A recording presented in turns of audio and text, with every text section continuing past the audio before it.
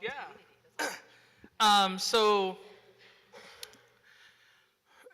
different thing. Okay, so from an educator, I guess first of all for me, last year, so in Stockton Unified School District, we have several schools, and last year when a lot of our students, some of my students who are here right now, pushed to get it passed in the district, for whatever reason, Edison High School did not have the class, and I started reading what was going on.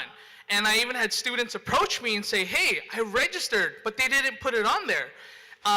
So this year, I got a little bit more pushy with it for myself. So I would constantly go back and forth in emails, and I was kind of challenging what people thought about ethnic studies and how rigorous and intense it is. So, for example, I have tenure. I use the heck out of that. And I'll email several people and question what they're doing and their thoughts on ethnic studies. And I'll tell them, you know what, you really don't understand what it is, because honestly, I think it's too advanced for you. And I'll say things like that because I'm like, you don't understand. You're so, one of our issues, as you were mentioning earlier, is a lot of schools having scripted curriculum and stuff like that, and sometimes relying on prepackaged things is a big issue. So I'll push that. This year, I've been really invading a lot of spaces, primarily at my school, challenging what people understand. And I'll tell them, you don't understand? This is really heavy, really advanced. And if you think you understand heavy, critical, broad concepts, you really don't. And this is where ethnic studies steps in. As an educator, that's what I try to do. As a parent, I'm not a parent, but the parents I do interact with who are aware, I try to remind them, be vocal, and I think, at least in Stockton, we have a pretty good, we do really well, for example, with Little Manila Rising and all the work we do with our youth. They're extremely present and vocal. Our students, really well, some of them are here, Gloria and Danica, they use the heck out of social media. And what that does is they put pressure on people, lots and lots of pressure, to a point where it's public shaming, which I don't support. But they put pressure and tell and make it really well known that we want this. I want to know about myself. I want to know how to love myself. I want to have this ability to understand this side of me. I want to know my history, why I exist. And I think that's one of the biggest things, at least for us in Stockton, is students are very hip to that, and they're using it to the best of their ability.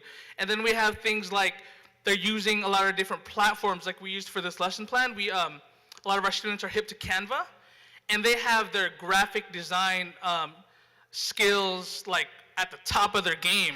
They're really just beautifying the discussion in many ways. But at least that's in Stockton, as you know, because you're in Stockton, that we're trying to do. And I think for me, that's what we're doing really well. We're using all these tools to our advantage at the best of our ability, and getting students in on this very much. Because if you're doing this work and your students and their families and the community are not involved, it's not enough. It's not enough of a push. Honestly, whatever I say and do, it's nothing compared to what a group of students will say and do. It's way more powerful when it comes from them. So giving them that ownership, allowing them to be leaders.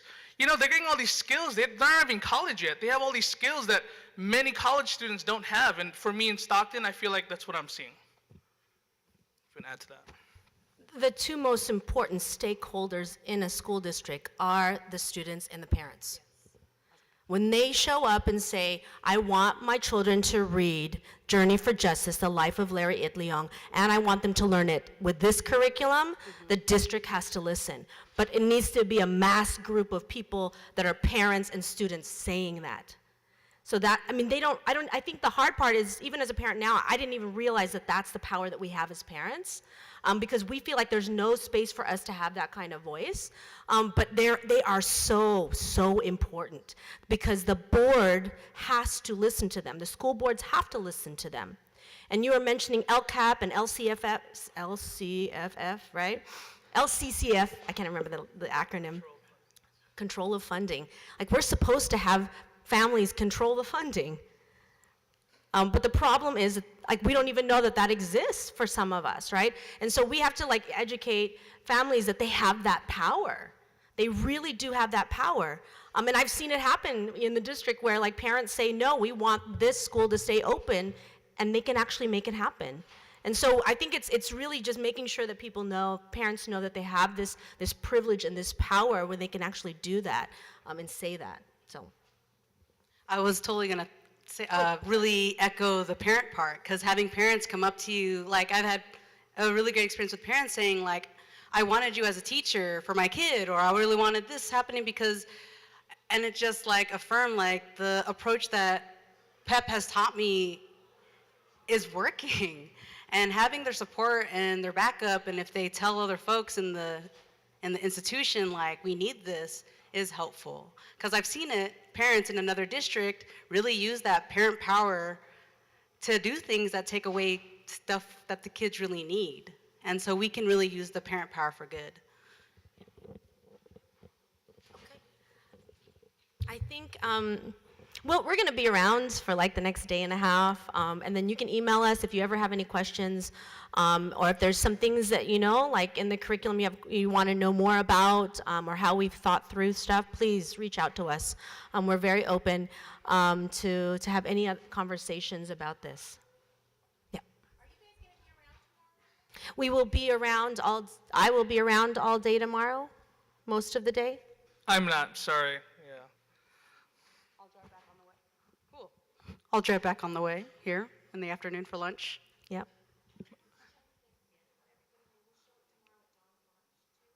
Okay. We can totally show it tomorrow. Yeah. You know, if you want to see the pages, you know, on the screen, that would be cool. They look really cool on the screen. My phone number is 209-483-2617. Just call me, text me, and What whatever. did you just say? Can you imagine these two as your teachers? Like, gosh, isn't that amazing? Yeah, like, it's solid. So, like, you know, like, yes, more power to the PEP teachers. We got some in the house, too. They're amazing, amazing teachers. And though I know Tracy said that, you know, like, credential programs, you know, like, not all of them teach, you know, like, they teach PEP teachers, but they can. They really can. What we do is not magic. And we really want to make sure that, you know, we encourage credential programs to actually do it the way we do it. And so that's why we're putting out a bunch of curriculum. Again, it's free. Please use it. And then let us know if there's anything else you'd like to add to. We're down to do that, put more resources up as well. Thank you. Thank you. Thank you.